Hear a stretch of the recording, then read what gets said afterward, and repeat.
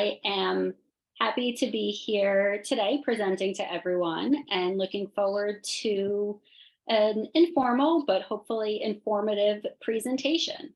Everyone could see that screen? Yeah.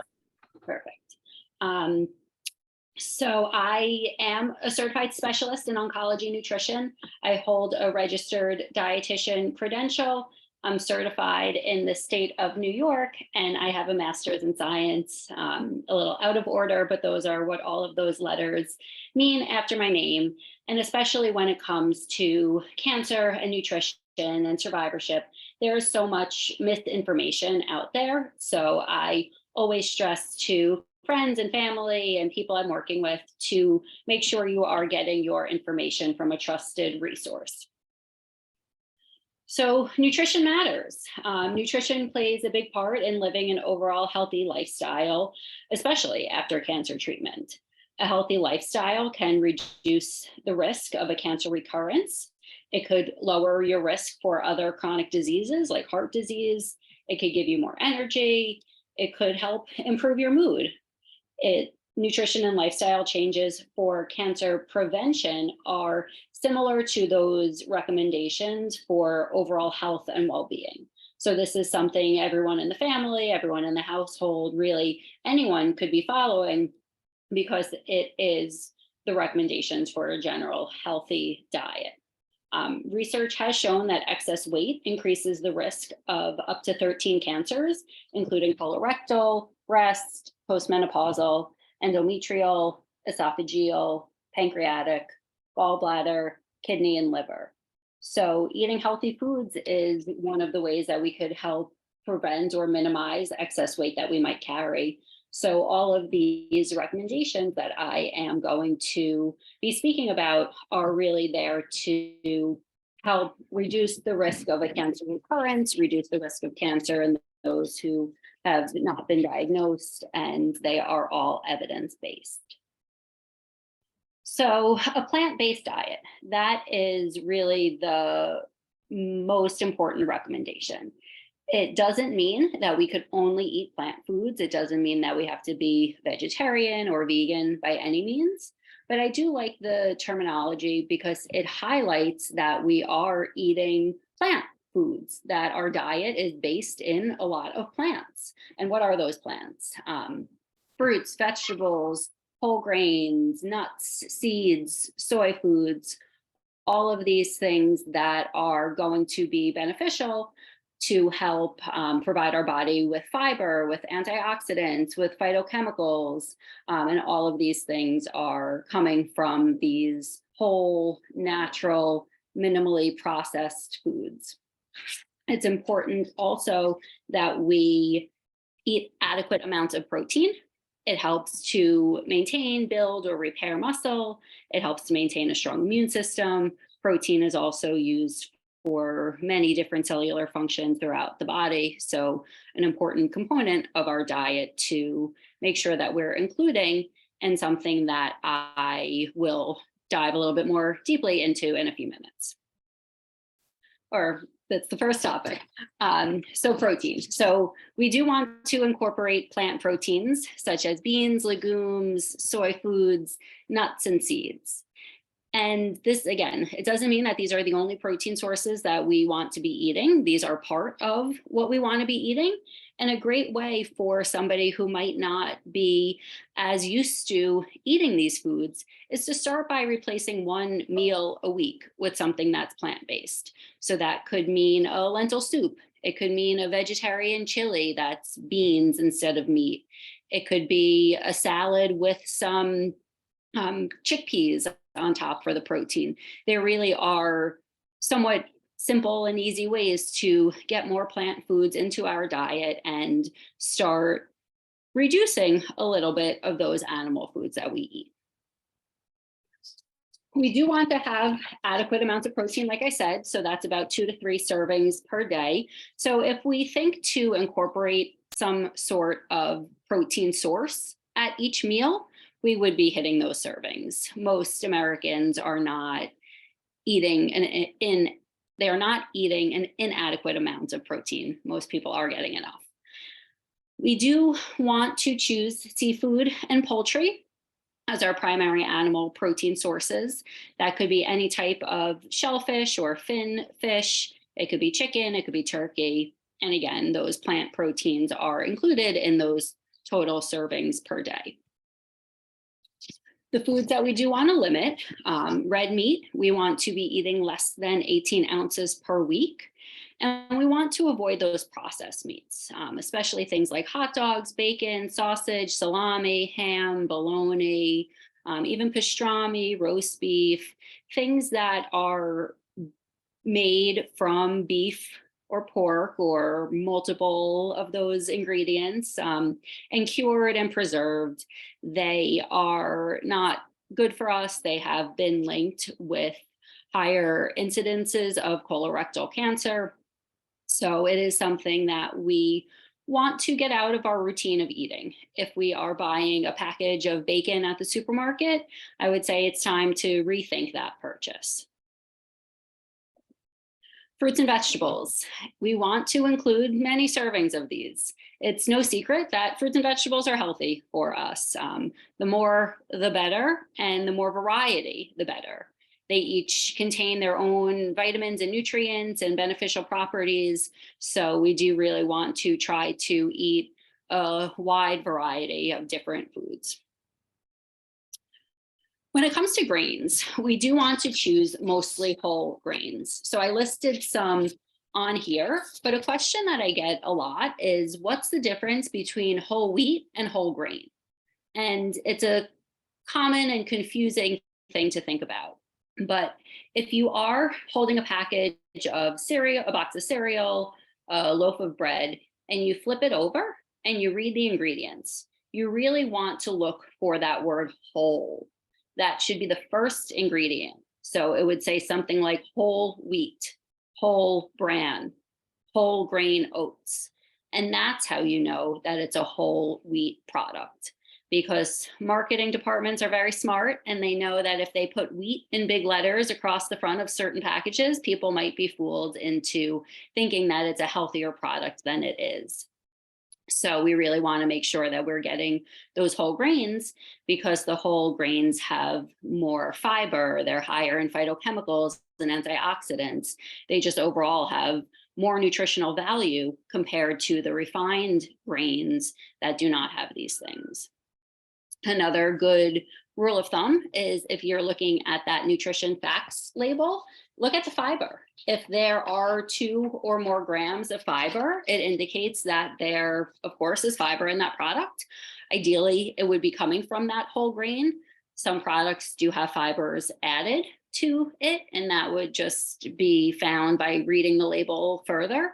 But a product that has fiber in it is usually going to be a better choice than a grain product that has no fiber in it. Again, for general healthy eating, these things might not be tolerable for every single person, but in general, that is what is recommended. Excuse me. So when it comes to fats, foods that we want to eat, we want to get our omega-3 fatty acids. They are essential in the diet because the body cannot produce this. The omega-3 fatty acids do help reduce inflammation. They're good for brain function and brain health, and they could be found in those foods listed, like salmon, mackerel, sardines, those fattier fish. Walnuts are the only real type of nut that has a high amount of omega-3s, but chia seeds and flax seeds do have an omega-3 component as well. So those are the healthy fats that we want to try to incorporate. We also want to incorporate other unsaturated fats like olive oil, nuts of any sort or type, other types of seeds. All of these foods have healthy unsaturated fats in them.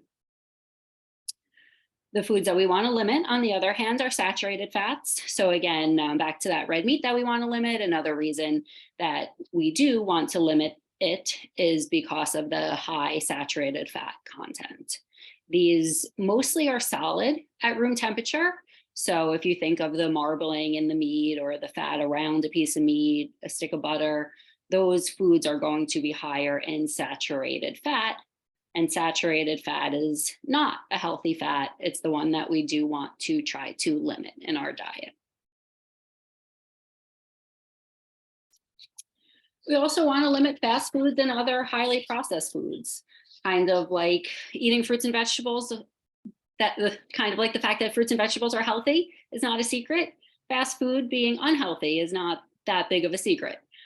These foods are very high in saturated fat, salt, and sugar. They're low in fiber. They're highly preserved. They could live out on the counter for way longer than any food naturally should. So these are things that we want to try to minimize in our diet. If it's something that is currently part of somebody's routine, I would encourage them to reduce it by one meal a week. Start somewhere. It doesn't, anytime that we're making dietary or nutrition changes, the most successful habits come from small changes. So starting with one meal a week, making that a healthier choice is better than making no meals, than changing no meals. We also want to limit sugar sweetened beverages. We want to drink water, unsweetened tea, unsweetened coffee, sparkling water. All of those things are good options for hydration, and limiting even natural juices. Any liquid that contain calories often lead to excess calorie consumption and weight gain. Back to one of our original points of limiting excess weight gain as a recommendation, and just really trying to reduce any beverages that have sugars, whether they're natural or even artificial sugars. So an easy way to follow these recommendations is to divide your plate as you see on the screen. So half of the plate are non-starchy vegetables. So that's displayed as broccoli, a small salad. They could be raw, they could be cooked, they could be any type of vegetable that you like, but the vegetables should be the main portion of the meal. We really do want to follow those plant-based recommendations and increase our consumption of vegetables to the point where it is the largest portion of our meal. We want to stick to about a quarter of the plate as a starch. Here it's showing rice and beans. It could be pasta, potatoes, even corn and green peas fall into the starch category. So these should be the accompaniment to the meal, the side dish, not the main dish that most of us are accustomed to or have been served before. We want to try to minimize those carbohydrates or the starches. And as we were saying earlier, we want to choose the whole grains or the higher fiber starches because that will give us more nutritional value in that section of our meal. And the last quarter of the plate is protein. So this is showing a piece of grilled chicken. It could, again, be turkey. It could be salmon. It could be cod. It could be any type of poultry, seafood, or this is where we would have some beans, some lentils, some different stews or curries or dishes that use a plant protein as the main part of the meal. And mentioning those foods, I know that not all of our meals are eaten on a plate like this. They're not all separated in this manner, but the idea that we are making sure that vegetables are the largest component of our meal and the starch is just a side component, that's where we are going to be making healthy choices and doing things that are good for our bodies. You could see that there is a glass of water on the side. So again, highlighting avoiding beverages with calories or sugar sweetened beverages. And then if you want something sweet, having a piece of fruit on the side is definitely a healthy way to satisfy that sweet tooth without, again, excuse me, without consuming other foods that likely have added sugars or are more highly processed.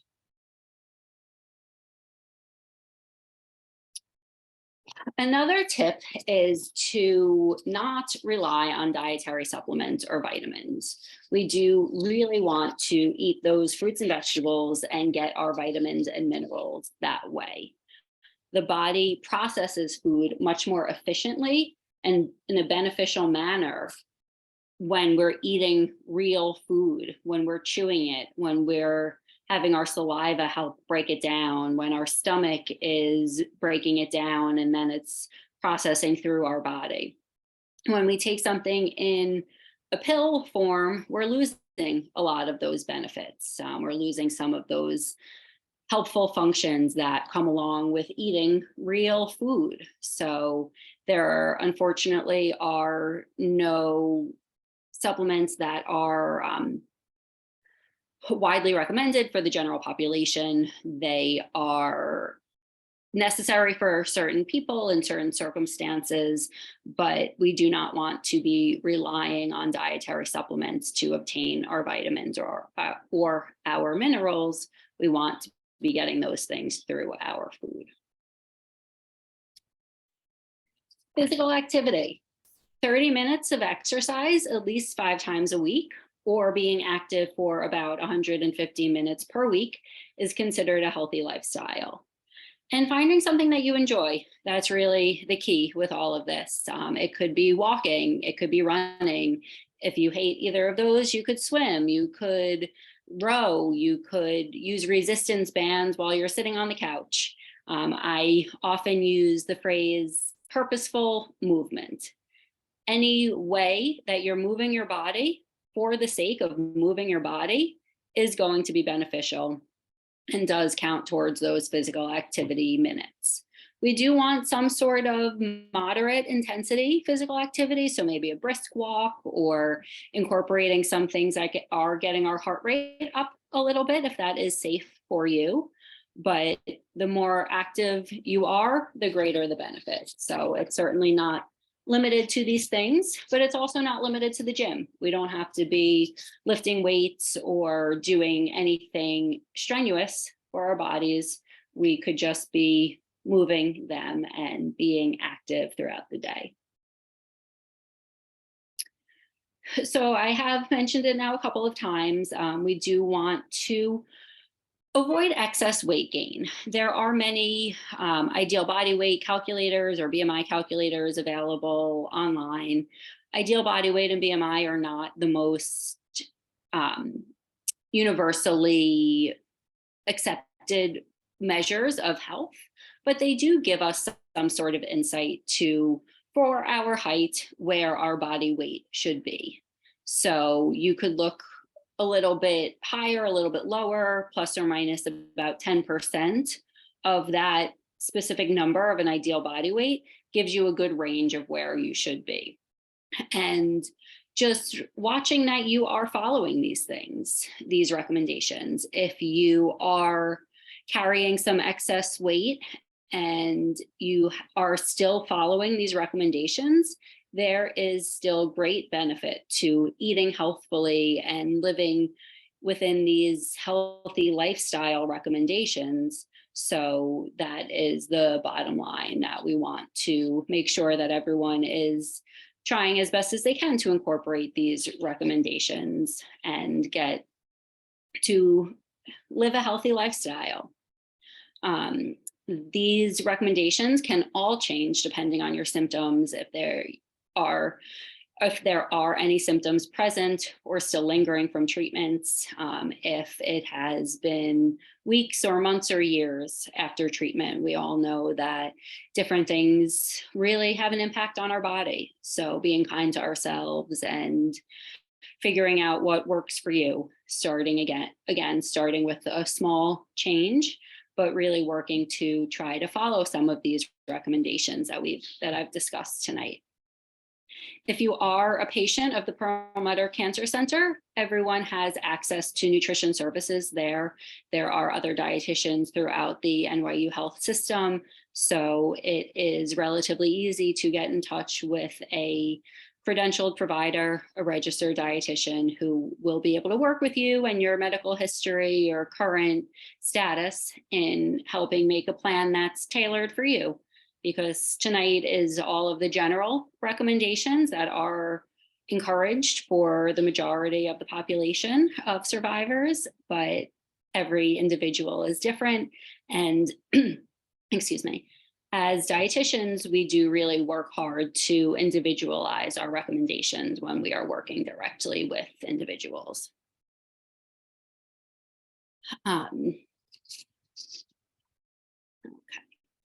Some additional tips: we do want to limit alcohol. If consumed at all, we want to limit it to 2 drinks for men and 1 drink a day for women. More research recently has really been saying that it's best to not drink any alcohol at all. So that is definitely something to evaluate in your diet and your lifestyle if it is a part of it. Again, trying to cut back, reduce before we completely eliminate, if completely eliminating is something that seems difficult to start at. We, of course, don't recommend smoking, and we want to avoid excess sun exposure and wear sunscreen when we are out in the sun to protect us from some of the damages of the sun's rays. So all of that, those are all of the tips. They come from the American Institute for Cancer Research for survivorship recommendations. But as I said in the beginning, there's a lot of information out there. So how do you know if a diet is recommended to follow? Some things to ask yourself: who's benefiting from the information? Who is the sponsor of this diet or this program? Is it being promoted by someone who has financial incentives to sell the product? Does the diet include products that you have to buy for it to be successful? Those are red flags. If somebody has a financial stake in a company, they are going to promote the company. And that might mean promoting it when there's not true evidence to back it up.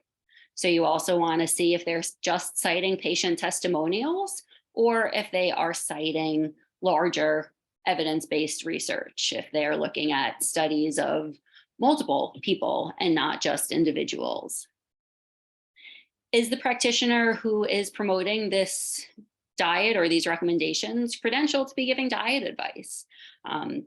Just because somebody has an MD in front or behind their name, or they are calling themselves a doctor, doesn't necessarily mean that they are qualified to give nutrition advice. There are certainly a lot of people who know a lot about nutrition, but we do want to be cautious by trusting anyone who is promoting themselves as a nutritionist or a nutrition professional if they don't have the education to back up these recommendations.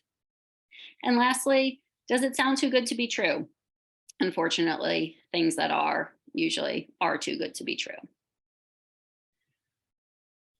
Areas or websites to look for reputable information and a lot of evidence-based information or information that is coming from people who are credentialed in these areas.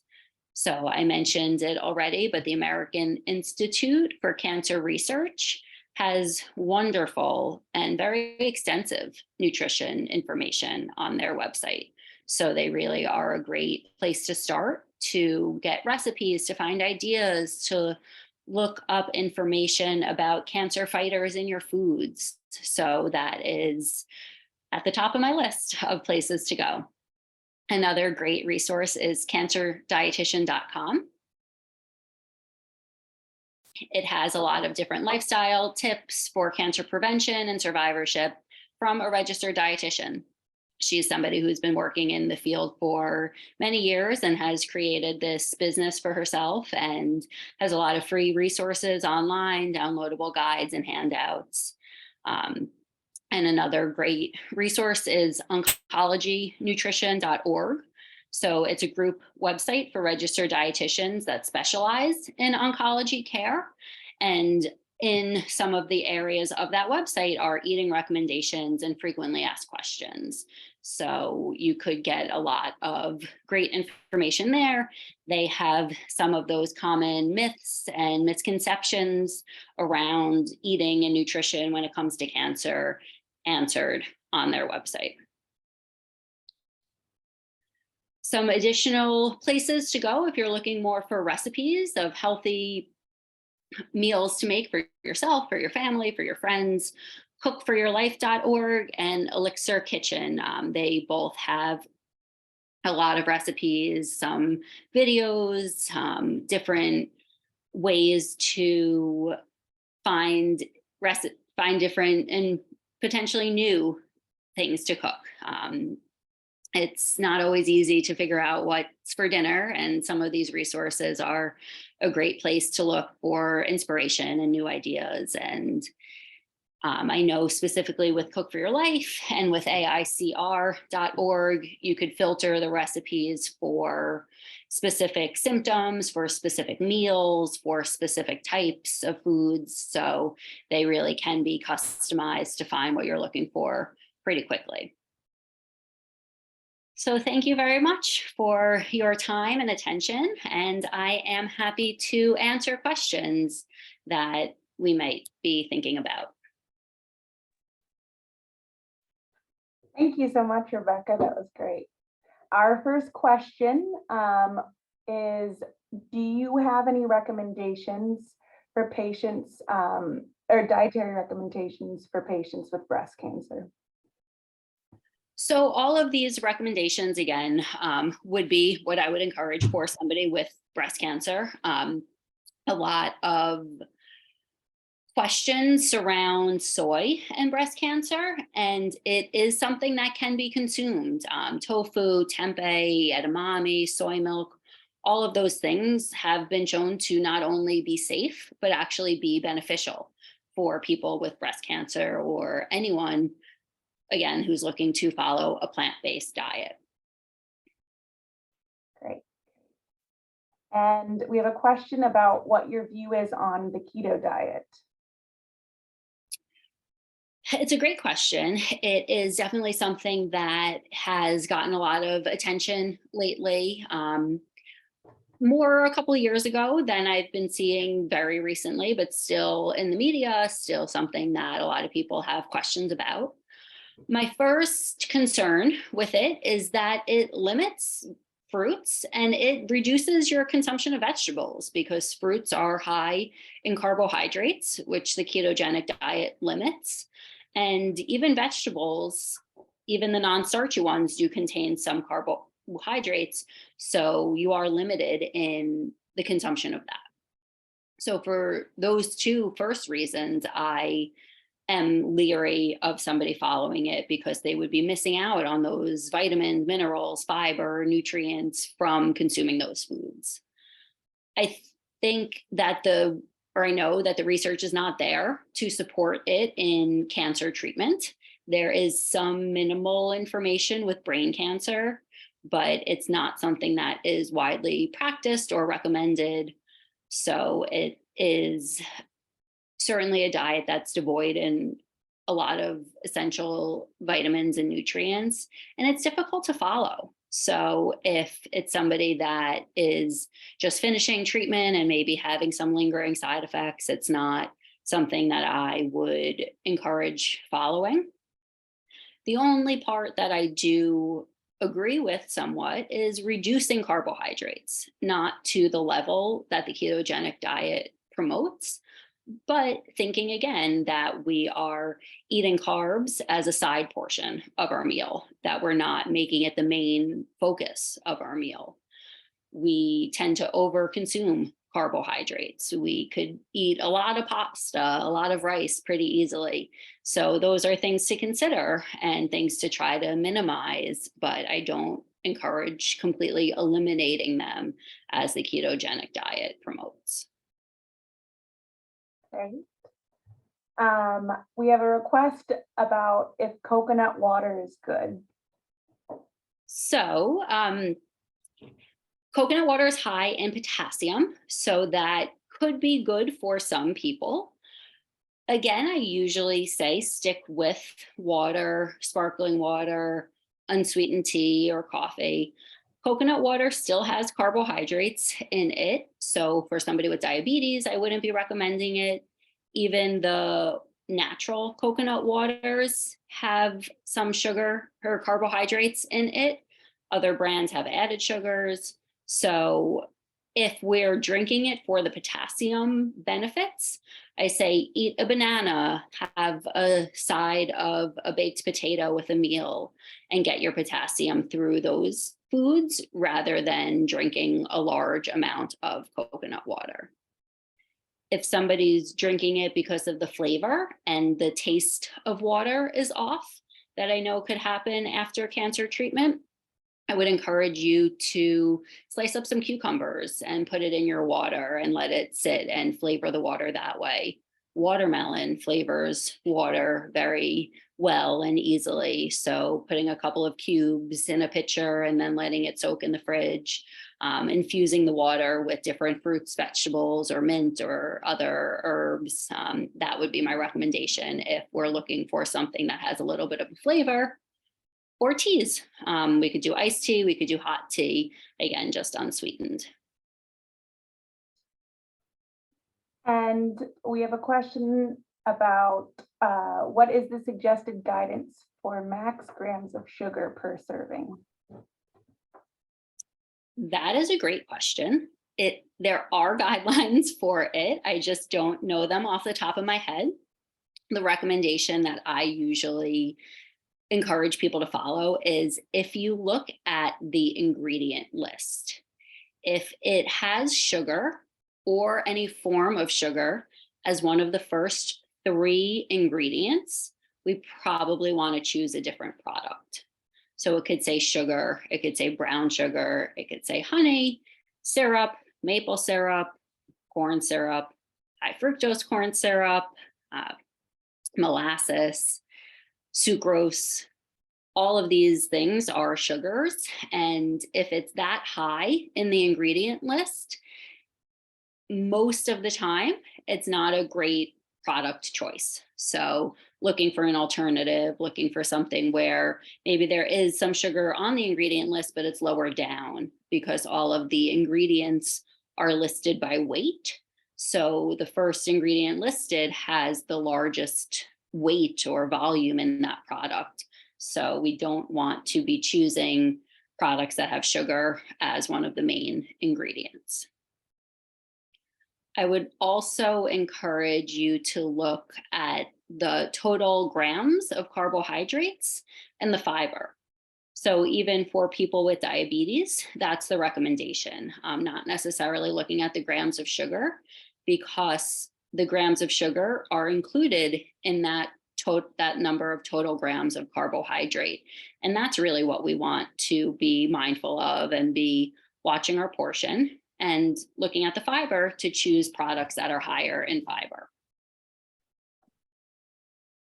We have a question that says, do you have recommendations for someone who is experiencing microscopic colitis as AE from immunotherapy?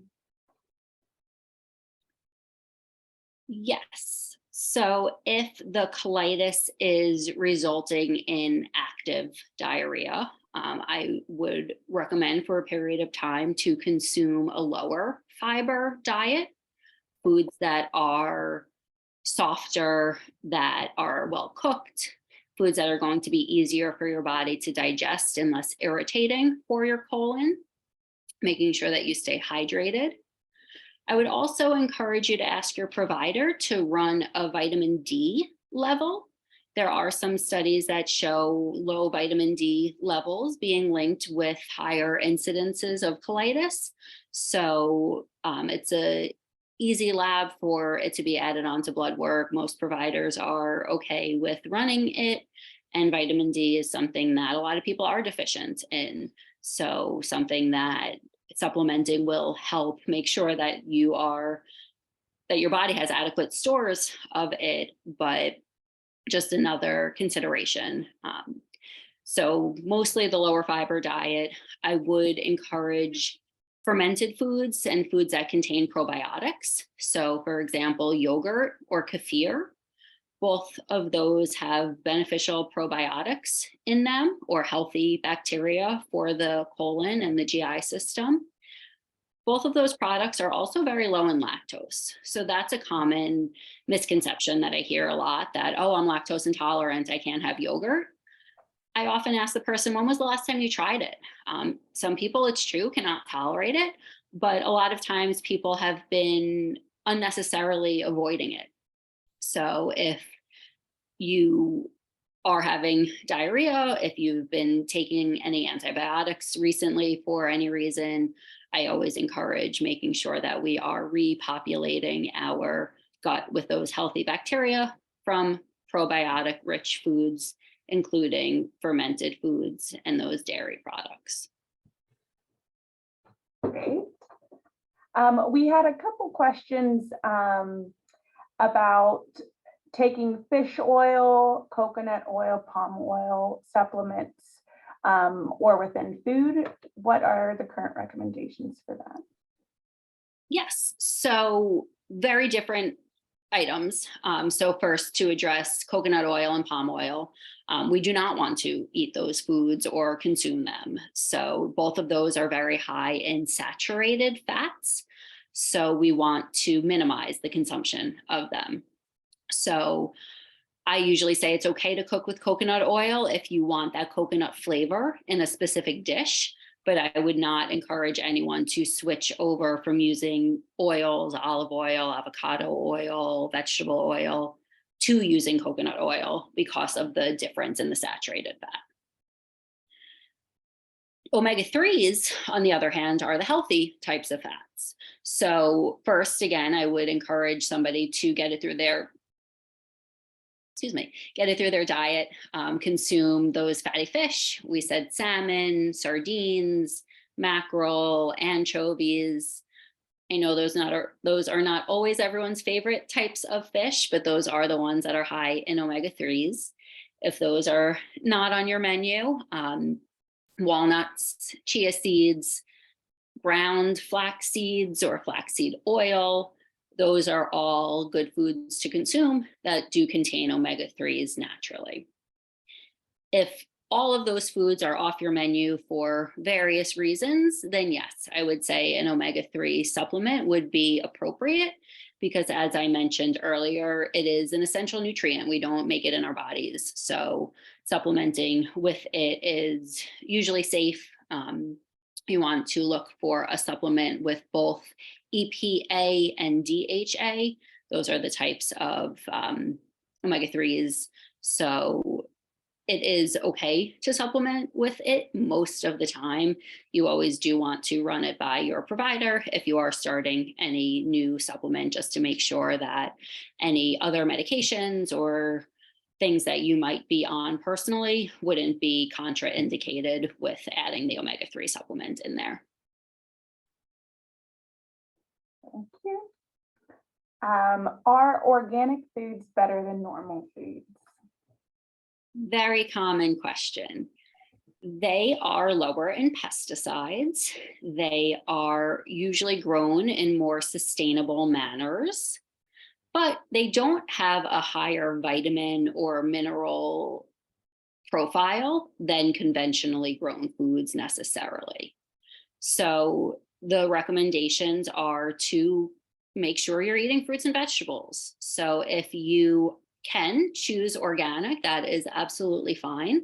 But if the price point of organic produce limits you from buying it, you can still buy conventional produce, give it a good wash, and it is still a healthy food to consume. When it comes to animal products, if you can choose to get those organic, there is some benefit for that. That's organic poultry, organic dairy. Again, the farming practices are more sustainable. The animals usually are fed a higher quality diet. They usually have more pasture to graze on. This isn't all universally true, but most of the time, more true for organic foods than conventional foods. So it is where you choose to spend your money. I know that the price point of organic products is prohibitive for some people, but if you can get organic, that's wonderful. If you can't, you still get all of the same nutrients and nutritional value from conventional foods.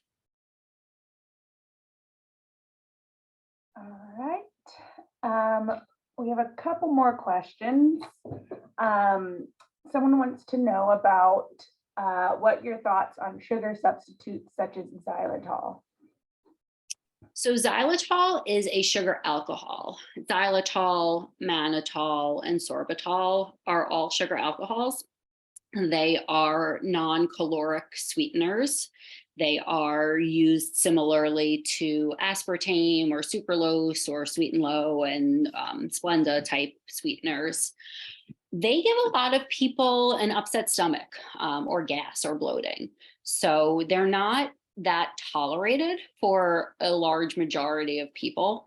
So I usually have a caution warning with them that if you're consuming a lot of them, especially if you're eating sugar-free candies throughout the day, or you're consuming beverages that are sugar-free, that are sweetened with sugar alcohols, it might disrupt your digestive system a bit.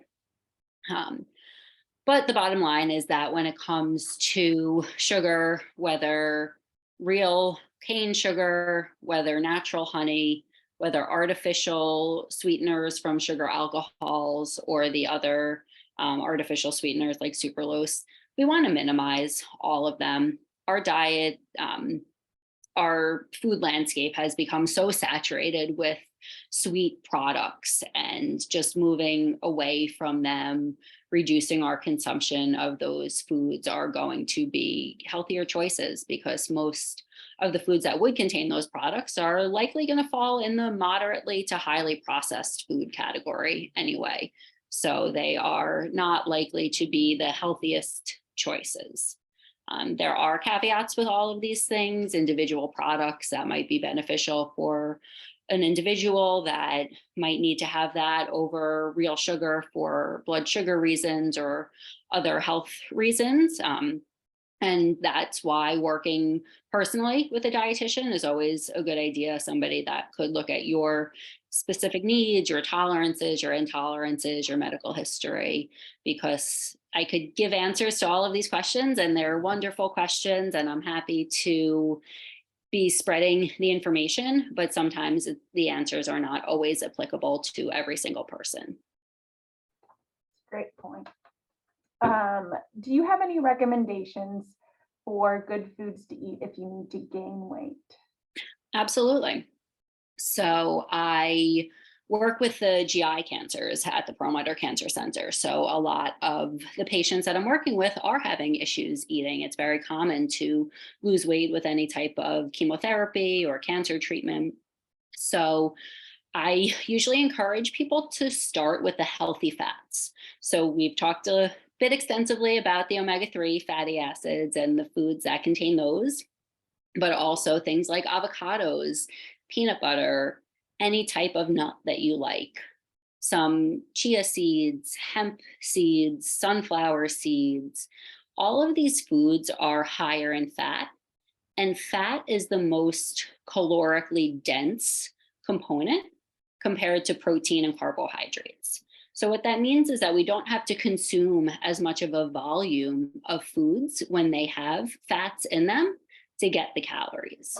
So if we could have a piece of whole grain toast with some avocado mashed on it, maybe even an egg on top, we're talking about a 400 calorie potential meal, maybe 3, with maybe 8 grams of protein, depending on the bread and the size of the egg. But if we are eating small meals like that, and we could eat those frequently throughout the day, that's another way to help gain weight if it's a struggle to be gaining weight. So starting with those healthy fats, incorporating them any way that you can. So maybe another example is that you have oatmeal for breakfast. You could take a spoonful of peanut butter and swirl it in there. It kind of melts in there, it becomes nice and creamy, and you are adding an additional 100, 150 calories, depending on how heavy-handed you are with that spoon in the jar.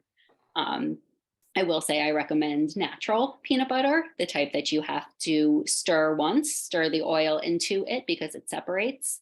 Keep it in the fridge and you don't have to stir it again. But that is the healthy peanut butter versus the other ones that have sugars and stabilizers added to them possibly. Another thing that I emphasize when looking to gain weight is getting enough protein. So trying to make sure that you're including a protein source at each meal.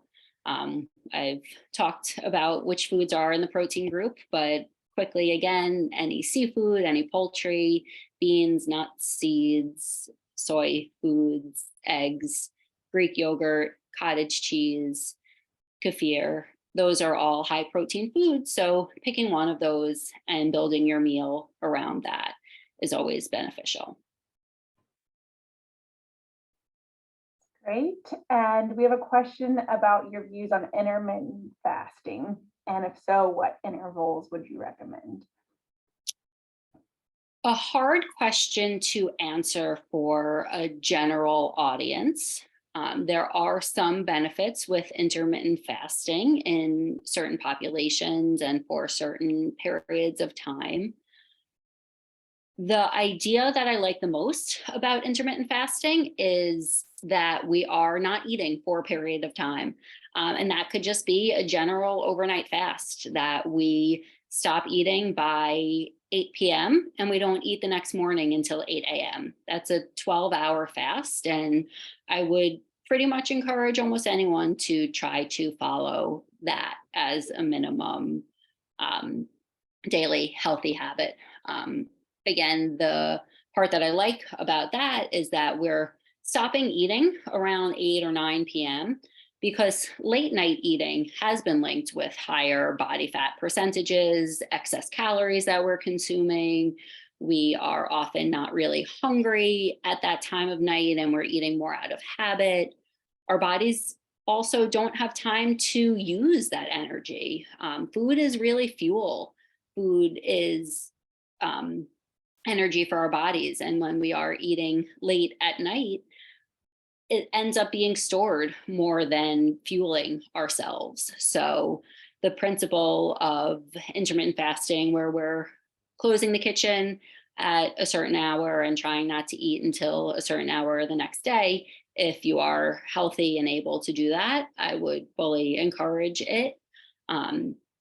A common recommendation for intermittent fasting is a 16-hour fast. I think that that is okay for certain populations, but it's a little bit too difficult of a question to answer for the general population in more detail than that.